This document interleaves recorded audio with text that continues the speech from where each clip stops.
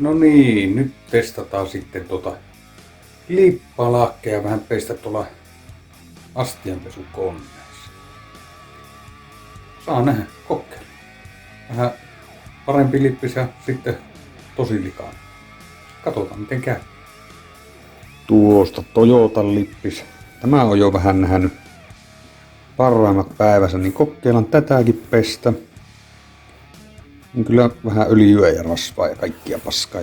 No tämä ei ole niin pahaa nyt, tää on vielä tää Liipperin lakki. Pikku se siinäkin on likaisuutta. Kokeillaanpa nuo pesasta. No nämähän me voidaan lyödä samalla nämä ritiilät täältä.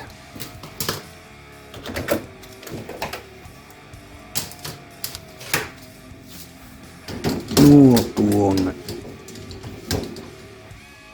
Sitten nämä lippikset tänne ylätasolle.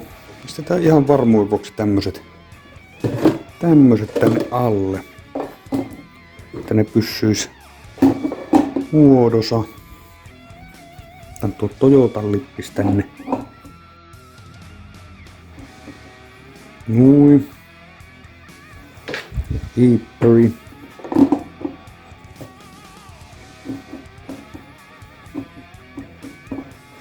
Noin. Siinä olisi 2 lippistä.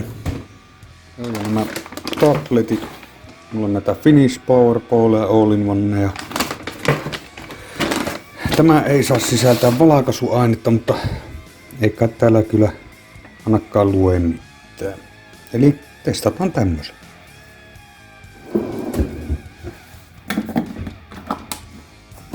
Noin.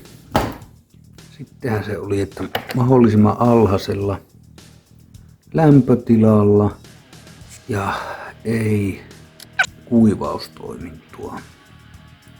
Jos tuo 40. Kokeillaanpa tuolla. No niin, katsotaanpa miten meille kävi.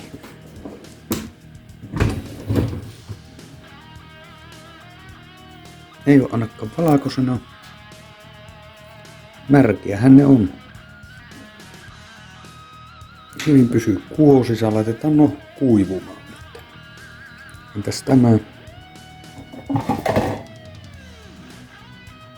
Kyllä, sekin vielä kunnossa.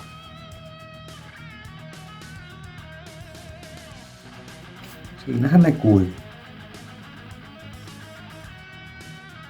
Kyllä siihen jäi vähän tuohon.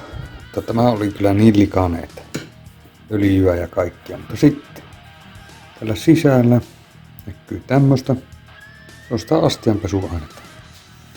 Tää pyyhkiä nuo pois märällä rätillä. Niin täällä on sama homma.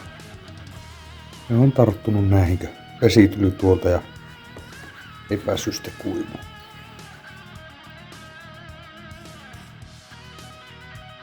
Ei katsota oikeastaan pysty suosittelemaan.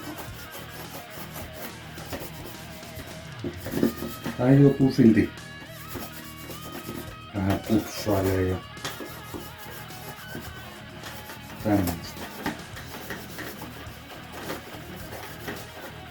No tuo Toyotallakin vielä töissä mennään.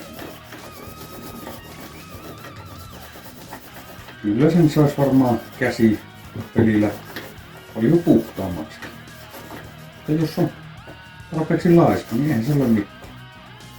Ja jos ei kovin likaisia ole. Tämä on hyvä tähän tämä. Mutta tämä on sitten eri asia. Ei lähtenyt puhutaan.